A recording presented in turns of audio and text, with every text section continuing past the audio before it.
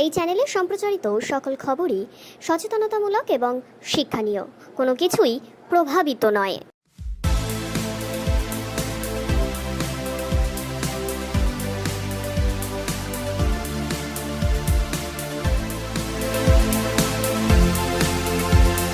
সন্দীপ ঘোষ এসে পৌঁছালেন সিজিও কমপ্লেক্সে, সিবিআই দপ্তরে। সপ্তম দিন জেরার মুখোমুখি হতে চলেছে সিবিআই।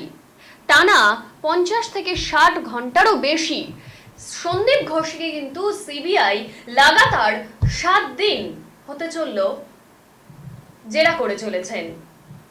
আজ সপ্তম দিন সন্দীপ ঘোষ কিন্তু সিবিআই কমপ্লেক্সে পৌঁছেছেন জেরার সম্মুখীন হতে।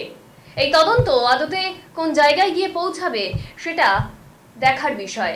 আপাতত সপ্তম দিনের মাথায় সন্দীপ ঘোষ সিজিও কমপ্লেক্সে হাজির হয়েছেন।